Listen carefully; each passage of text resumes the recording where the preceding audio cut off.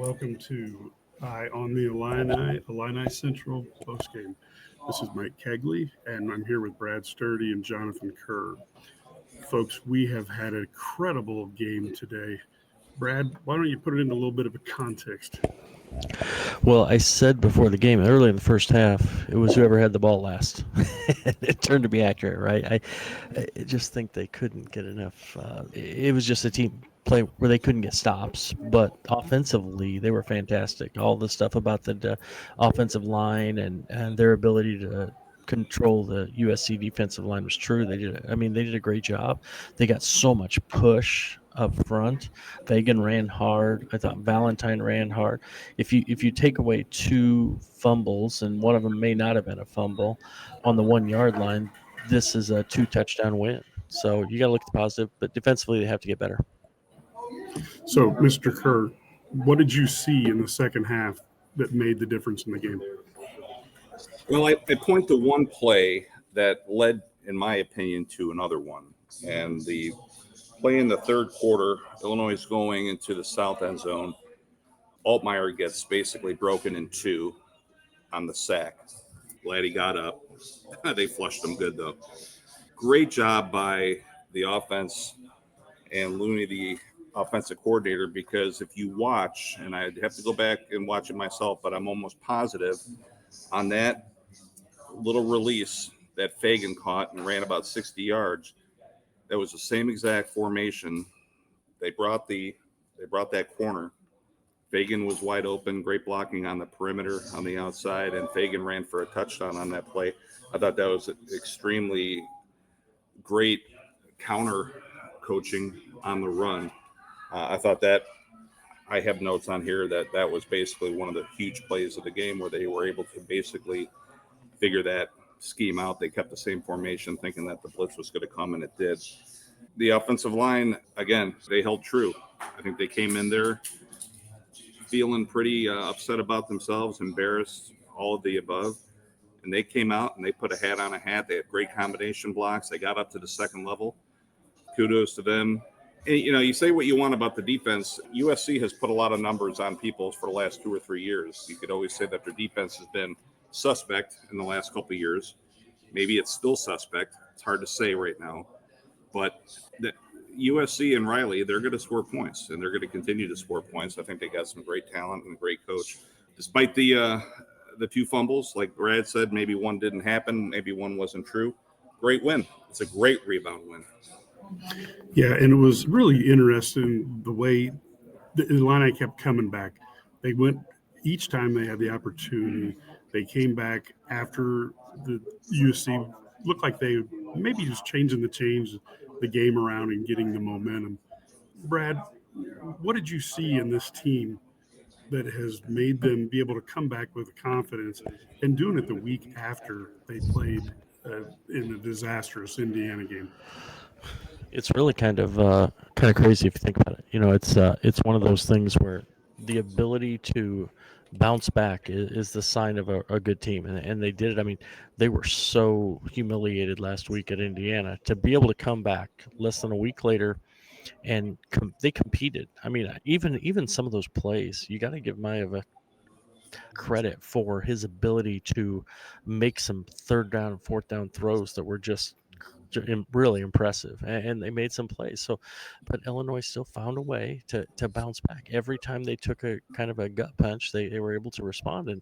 And overall, this is the difference between, and Jonathan can attribute this or talk about this too. As a football player, you don't have time to worry about the week. You got to get ready for the next game.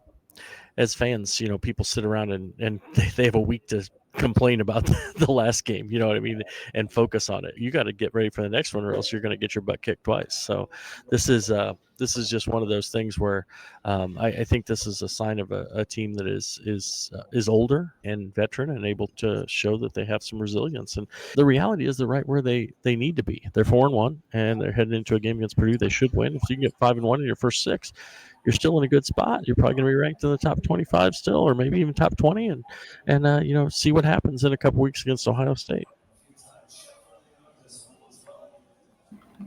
Any thoughts on that, Jonathan? No, I really agree with you. A game like this, I think says a lot about, yes, it was at home. Yes, it was homecoming. Yes, you had Fox Sports here, all of the above. But this was a game that Illinois had to show up and show what they were made of, and they did. And again, you could say that what it appeared to be, the team that had the ball last was going to win. I'd be curious to keep an eye on USC offensively anyway, and maybe even defensively. I think USC is going to do this to a lot of teams. And I think Illinois at times showed that they got some good pressure. I think that's a hell of a quarterback. I think that receiver is every bit as advertised. And kudos to Lincoln Riley. He picked on 2 backup cornerbacks for both of those touchdowns in the last 2 touchdowns. Lovett Jr. and who was it? I think it was Heckle. Yeah, out of Heckle. Now, say what you want about the fact that maybe we're going to be continued to be exposed in the secondary. But let's see if we play an offense better than this USC offense. I think that's what I'd be surprised if we did. Again, I don't watch much film every week, but this was a great comeback win. They deserved it. Good for them. To that point, Jonathan, they came in, what are they averaging, 52 points a game or something like that. So this is a really good offense. And, we saw Matthew Bailey not out there. Now he came out, he has a tackle for loss and a fumble recovery on the first possession, right? And then he's not playing the entire second half. He's on the sideline without his helmet on. So that's a big part of that defense that wasn't out there again.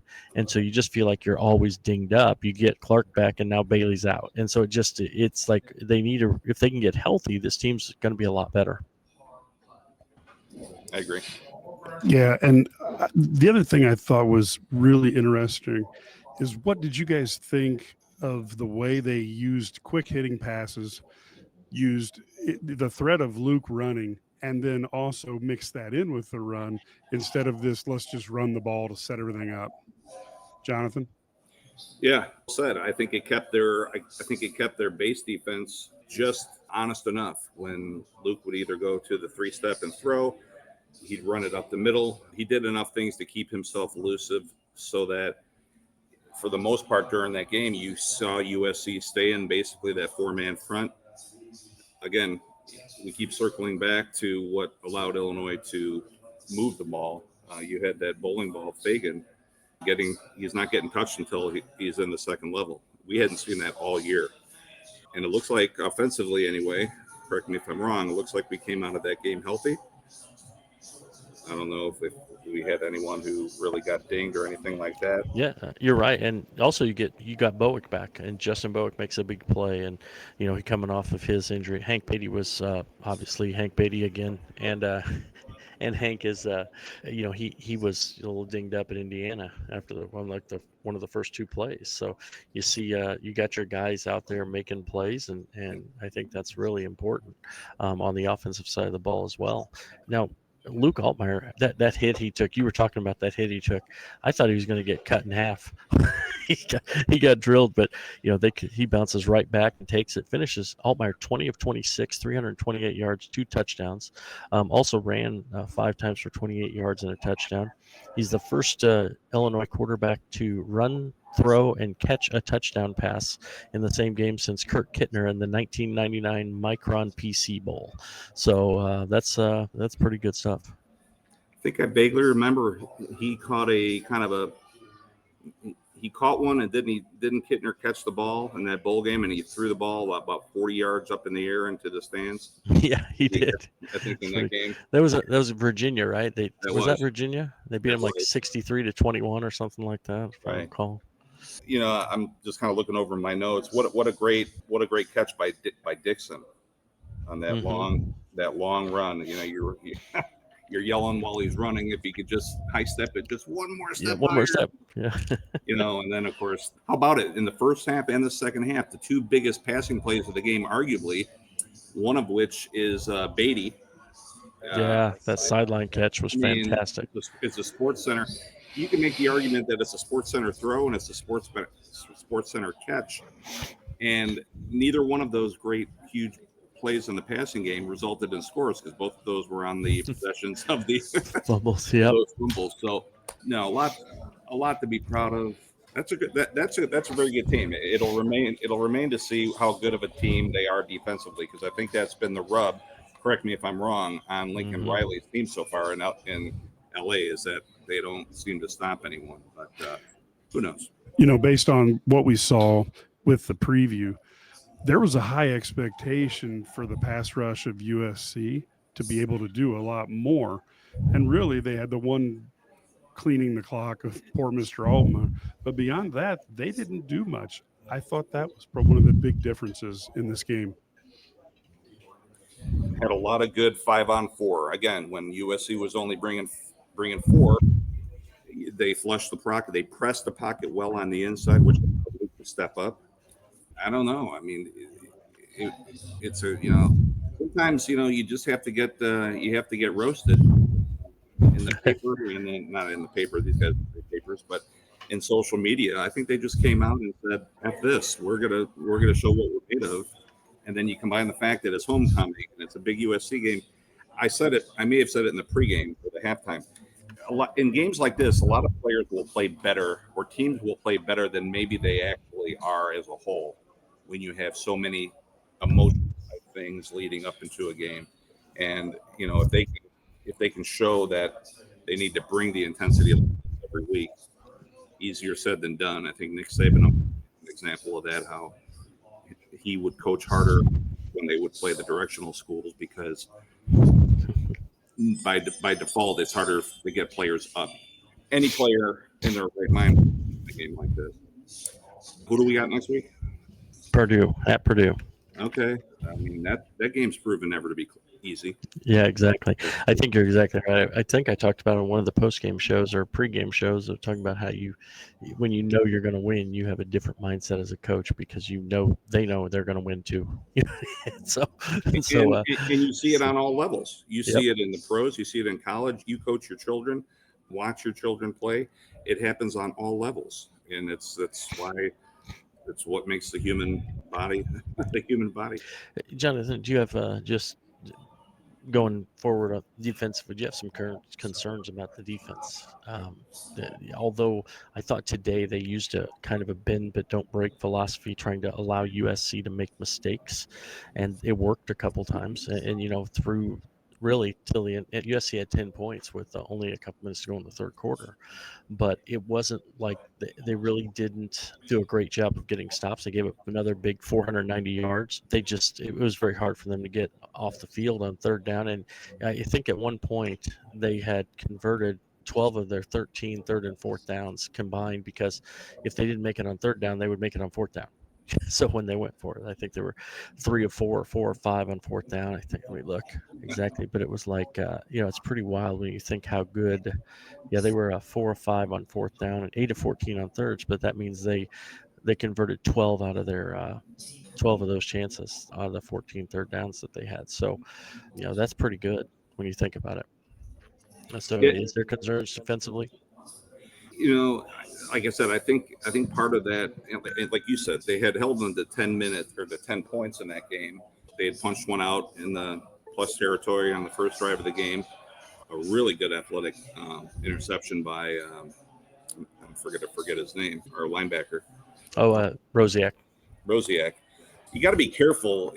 I'm going to rewatch this game. It looked like it looks like Henry was in good position with a lot of run defensive formations defensively, and USC got their yards. I mean, we talked about it at the halftime. That field was heating up in the second half. You saw some tired people on defense there in the second half in that game. You got to pick your poison as to where you're going to bring the blitz. I thought they got good enough. They had an intentional grounding on USC. I thought they brought good pressure on there, but it's kind of like playing Russian roulette when you're playing against a gunslinger like that. And an offense that's very potent. So 30, what's our final score? 34-32. Yep. That'll probably never go into the record books as defensive performance, but I thought there was enough there at times that made the quarterback throw time. Yeah, I will say I was actually impressed with some of his throws. I mean, he made a couple throws into traffic, you can tell why he's such a high highly regarded guy. He did such a good job of throwing into some tight windows, and some of them were even on the move, or under pressure as he's getting hit, and he made some really nice throws. That's why I think their offense is going to continue to be good. I don't think their defense is, just like we talked about. I don't think their defense is good enough, despite the fact they have a pretty good defensive line. They have, at getting to the quarterback, Illinois negated that, and then they couldn't really. The Illinois offensive line was able to get push, and so I just don't think USC has the defense, but I do think they're going to continue to score a lot of points, and that's. Well, and one of the other things I pointed out is I thought Illinois really brought a lot of very good physicality today on the defensive side of the ball.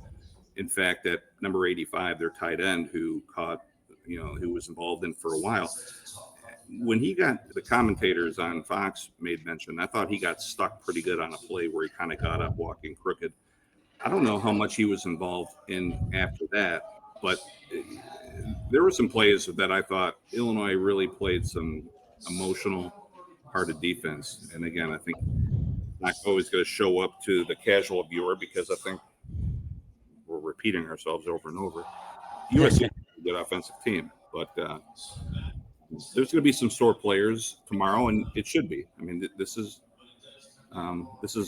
a great college. I mean, a great game for Illinois, and I think we're maybe just turning the corner as to being able to talk about games that we're winning like this. Yeah. Instead of the knife in the back at the end, which it looked like was happening there with the fumble into the end zone. But yeah, it did. That was the one. I think to a person, we thought USC was going to score once they fumbled into the end zone. I mean, we're all sitting there like they're going to score, right? If you look at the running backs, I thought, overall they ran 35 times, 171 yards. Lawfrey had 7 carries. Valentine had 8. Fagan had 14. I thought the running backs did a nice job. You also had, Valentine had a catch down there on that drive. Fagan had the big, 64-yard touchdown catch. So I thought the running backs actually played well. I thought they were better at handling the blocking too. I do think having Lawfrey back there does help with those types of things. I think he's really good at that. So I thought the running backs were good. I think I thought the receivers did a nice job. There wasn't really any drops. And I thought Luke Altmaier was really efficient. So offensive, I was very happy. The one thing, again, but special teams, Alano hit a 62-yarder pregame. I'm watching. So he's got plenty of leg. It's pretty impressive to have I think it's pretty valuable to have a kicker who you can rely on in that situation. Bielema had no doubt that they were going to make that field goal. I mean, he knew that David Alano was the guy who's going to come in there and has the ability to kick it deep and make that play. Wind was not a factor today, was it? Not really. Very light wind. There's a windmill that we can see from here. I can actually see the stadium from our dealership, the top of it anyway. But there's a windmill just west of there, and that thing was not moving at all today. So it didn't look like wind was going to be an issue. One little comment going back to the Fagan, was it officially 64 yards? The catch where they brought the blitz to the open side of the field and over there. You look back on the replay and there's a referee running right down the line of scrimmage or right down the sideline with Fagan. Thank God this wasn't an NFL game that had maybe 5 or 6 more cameras. But if that play on the field is called out of bounds, it's going to stay out of bounds. It was what we were at the mercy of whatever that referee called. And they're just, you kind of had a feeling watching the replays that there was nothing good that was going to overturn it. And I don't think there was really a view that showed it really what it was. We're talking pebbles. Yeah, interestingly, I've since it happened when it was live, like we could not, live watching here at the stadium, we couldn't really see a great replay of the Fagan fumble too on the goal line, and it looked like I did get an angle, like a close-up angle from the backside later that showed that he had hit his back and then the ball kind of popped up. But that's a really tough thing to come through. Did you get to see that? That's one of the few plays today that I wasn't. I was actually heading over from my desk over here to a different area of the showroom, and that's when that happened. And I was trying to get set up.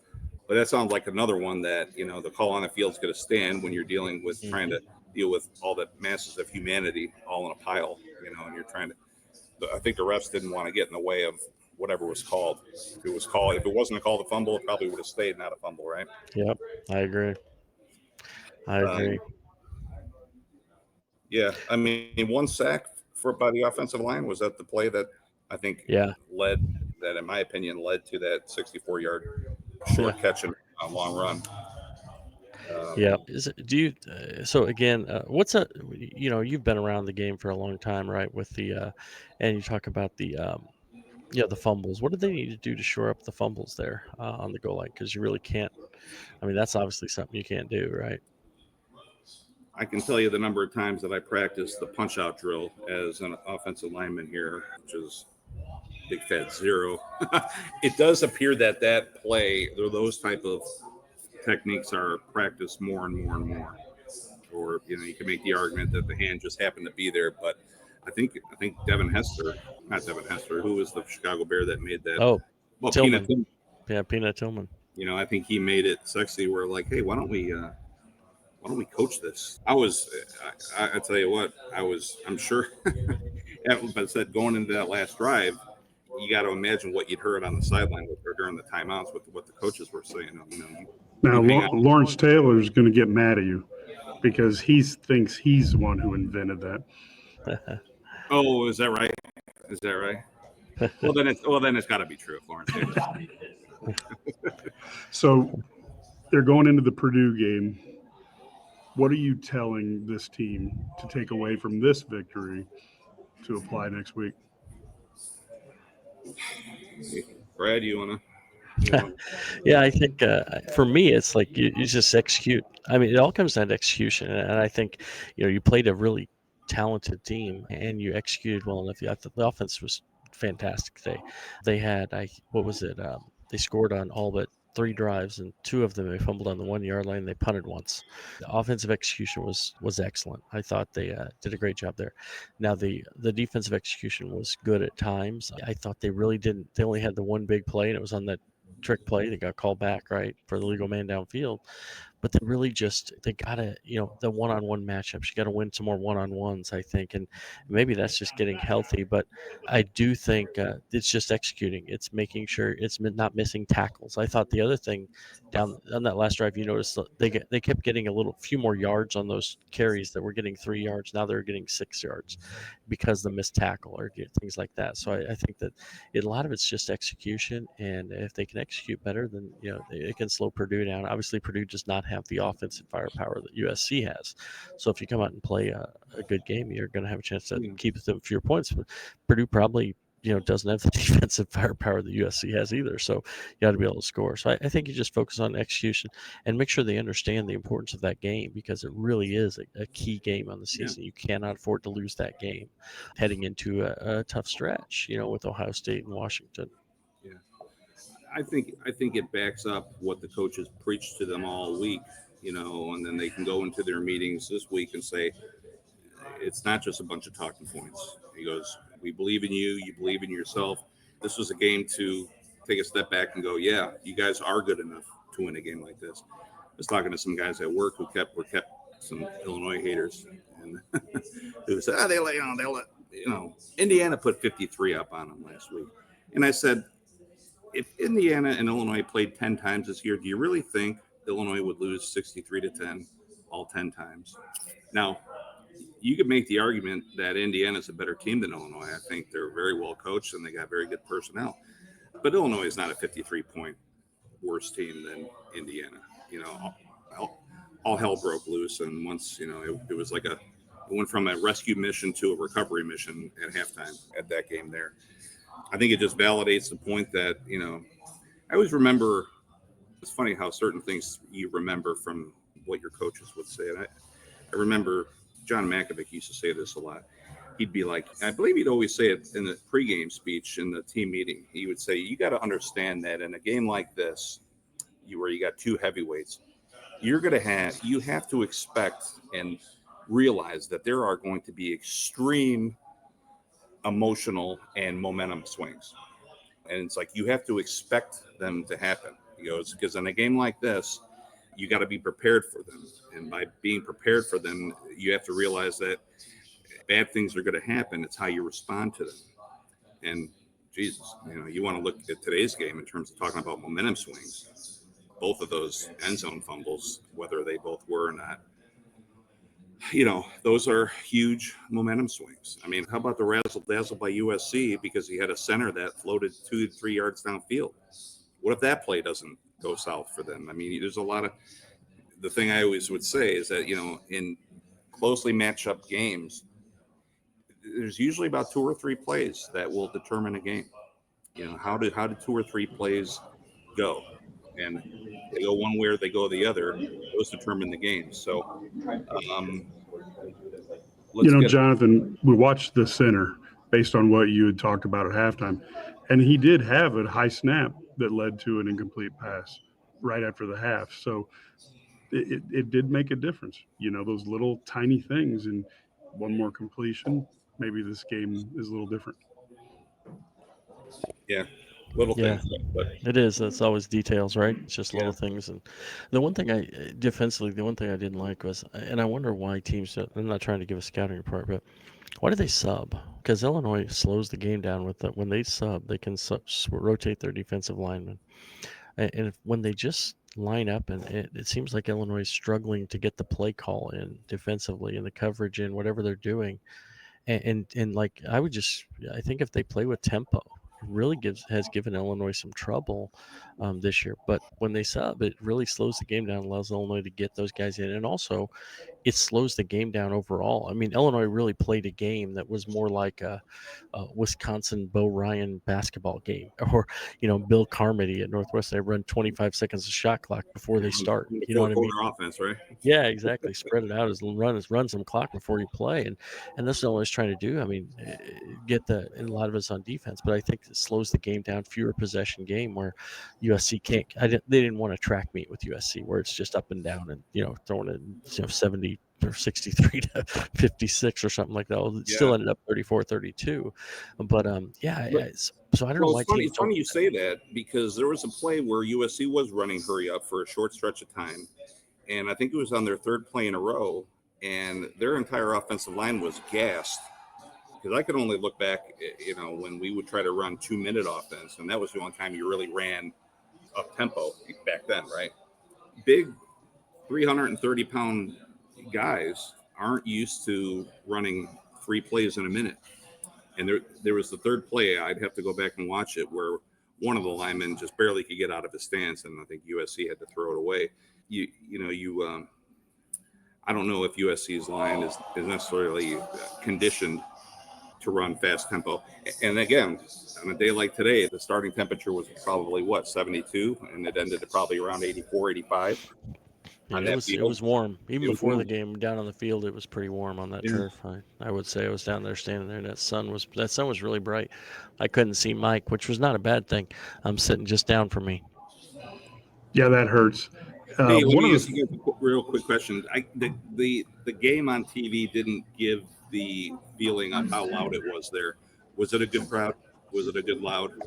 Did it? Yeah, I thought they were really into it until they were obviously they were a little deflated a couple times, and it went from really excited to really quiet. After you go from the Dixon play where he almost scores to the fumble, and you went from just people going nuts after the Dixon play to just almost a morgue for a second. But I thought the crowd was really good. It was sellout again. I'm sure not every seat was filled, but it was a really nice crowd. I thought at the end, even there were still a lot of people left and watching that last drive. Yeah, and the other thing, I think there was a bunch of people who were like, thank goodness they scored and gave Illinois time for their offense to score, because there was a lot of confidence in what the Illini offense could do. One of the things I wanted to talk about real quick is for our Illini fans, get ready. The wait's almost over. DraftKings Sportsbooks, America's top-rated sportsbook app, is coming to the Show Me State, and you can sign up today. New Missouri customers get $300 bonus bets when we launch on December 1st. Download now and place a $5 bet when we go live. DraftKings Sportsbook brings everything you need to elevate your game day, including live in-game betting, lightning fast payouts, and endless ways to get into the action, all right on your phone.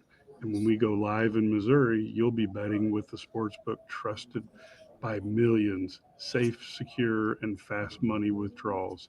Download DraftKings Sportsbook app now and use STL Sports to grab $300 in bonus bets with just a $5 bet when we go live on December 1st. That's code STL Sports in partnerships with DraftKings Sportsbook. Gambling problem? Call 1-800-GAMBLER. 21 plus, physically present in Missouri. Eligibility restrictions apply. Bonus bets expire 7 days after issuance. Excludes customers who redeem pre-launch sign-up offer. And terms are all at sportsbook.com, DraftKings.com/promos. Had to I get don't that know in if I there. can handle. If I had $300 at the end of that game, I'm not sure I could handle it. $300 there. I don't know. Maybe not 300, but yeah, maybe 3,000. I'd be really scared. No, it's but no, I think Illinois. Over the last couple of years, you have to kind of look at this team as being able to win. They've run a ton of close games. That's something we haven't really talked about. I mean, their ability to win down the stretch.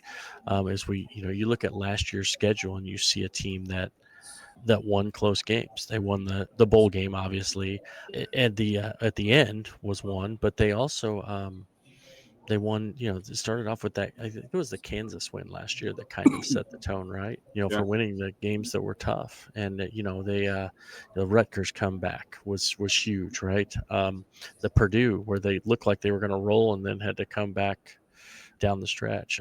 You look at and they win that one. The Nebraska can win at Nebraska last year, close game.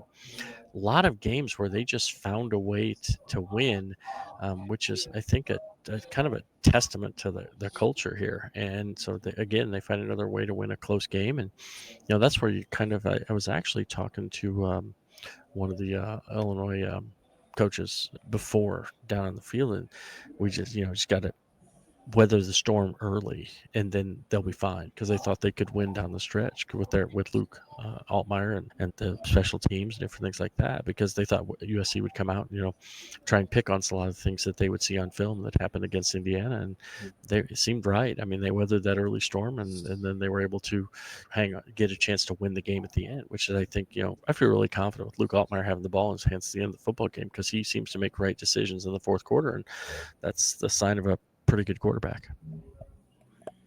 Those are great points, Brad, about the more times that you can win games like that, right? Illinois had 4 or 5 games last year that could have been toss-ups.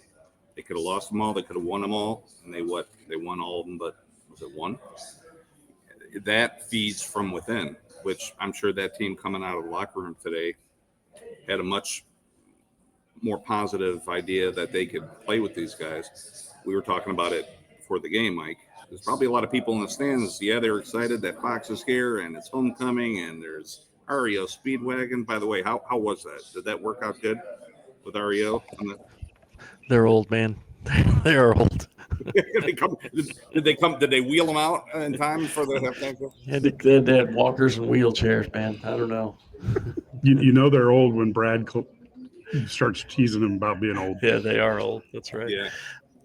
So it's funny. Speaking, my brother's 10 years older than me, and he was talking about, I remember when I watched them when they were young. Yeah, they are. They're all white hair and everything. Yeah. But I think there was a lot of people at the beginning of the game, fan-wise, that were just like, okay, what are we going to get after a game like this? And I think there's probably more resolution inside that locker room than a lot of fans might think, because if you're a long-suffering Illinois football fan, let's face it, we've had the lights turned out on us many times, and so we're still getting used to games like this. And Luke has a nice touchdown to interception ratio. When you keep the interception 0, it really looks good. That works. That is the key. I mean, he doesn't have an interception this year, so that's impressive. He's caught more touchdown passes than he's thrown interceptions, so that's a good thing. Yeah. Now you both realize that if he has a bad day next week and throws a couple, that you guys personally just jinxed him into throwing some interceptions. But no, Jonathan, you for bringing that up jinxed him. Let's clear the area. He's perfect. And of course, we didn't mention, but Jonathan is broadcasting live from Sarah Champagne. So if you want to buy a car or two, you can go see him right after this and get a heck of a deal. We got about an hour and 20 minutes left here. So yeah. Good so there is I actually bought a car from Jonathan a few years ago. So that's right. So he does a good job. Took care of me. Actually, it's my wife, so even more important. But hey, I do want to mention Malik Elzy has left the program. Bielema confirmed that he is no longer with the program. Elzy wanted a red shirt, and Bielema basically said, I think it'd be better if you, sit out the rest of the season. Then, so yeah, and we see. Nobody's talked to Ked. Is Ked okay? Yeah. That was Ked's official player of the Fighting Illini. Yep. Yes, that's interesting, I think, but it makes sense. I mean, there was when you look at the guys and the way they're playing on the outside, I think it probably it was time, and I preserve after plays more than 4 games, then he's out, so another year. So I get it. I understand from his perspective. I also understand what Bielema's thinking from his perspective, and he said, we felt like we have a strong roster, and if he didn't want to be part of that, then that's fine. But the interesting thing is his mention that Sabor Kareem had a similar choice and he chose to play, and he was on the field a lot today, and I thought he played really well. He was one of the bright spots on the defense. So sometimes it's just a matter of plugging along and keeping your nose to the grindstone and letting it happen. So what we will do now is we'll wrap up our coverage. This was a heck of a victory for the Illini, one that was something that people didn't know what to expect. And when it came down to it, they were able to both take a couple hits and come back, and also USC at least managed to make Kurt Cignetti look pretty smart. Yeah. Yeah, it was a good win. This is, Aaron Henry said, in his presser this week, he said, nobody died. We're going to be fine. And he was right. I mean, they're still 5-1, or they still have a chance to go 5-1 in their first 6 next week. And even if you're 5-2 after the Ohio State game heading into your bye week, you got to feel pretty good. That's a good start. That's a good season. I mean, are you going to win the national title? No, but did we really think we're going to win the national title before the year started? I mean, you were hoping maybe you have a chance to eke into the playoff, and that probably means you got to win every game, except for except for down the stretch here. Maybe you could lose to Ohio State and have a chance, but I doubt it. But but reality is, if this football program can back up last year's season with another 8 or 9 win season, that's exactly what you want, and that starts building, your street cred. It helps in recruiting, helps in the transfer portal, and so I think that they're in a good spot. And he was right, that nobody died. They're going to be all right, and you just got to focus on the next game. You can only win or lose one game every week. You can't lose more or win more than that. So each week you just try and win the one in front of you. Yeah. Last week definitely felt like putting 3 in the loss column, but you're right. It only counts as 1. And I'll say this, let's say we don't win 10 games this year. Let's say we win 8 or win 9. Technically, was it a step back from a win total? Yeah. But when was the last time that an Illinois program, if we win 8 or 9, we got people that are feeling disappointed? That's a different level of expectations for the program. It's kind of like Iowa there for a while. They were getting sick of winning 7, 8, 9 games, and then they were talking about firing Kirk Ferentz. It's like, okay, slow yourself down. You're Iowa. 8, 9 wins, 7, 8, 9 wins is going to be just fine. But now at the age of NIL, I mean, you can point to what Indiana's doing right now. You can flip the switch awfully fast in some circumstances. So the dollar coming in. Mike. Hey, Jonathan, can you address Brad? Brad P has a question. Did the offense change up their blocking scheme this week at all? Did you see anything there? I thought changing things up. I didn't necessarily see. What I saw was movement on the defensive line, which allowed them to get up to the second level. They were able to come off their double team or combination blocks to the linebacker level 2 yards on the other side of the line of scrimmage versus how it was just the opposite going into this game. So, I thought they ran some good angles at times. But no, I mean, I probably wrote it down on my stats over and over. Fagan falling forward, 4 or 5 yards, 5, 6 yards. Once you start doing that by halftime, it's going to continue to work, and it did. Like I said, I think especially with the people getting tired and whatnot. Yeah. All right. Well, hey, thanks for joining us here on the Illini Guys postgame show here on St. Louis Sports Central. Jonathan Kerr, Mike Cagley was here part-time. He was in and out with some technical difficulties, but I appreciate Jonathan. Thanks for coming on, and Awesome.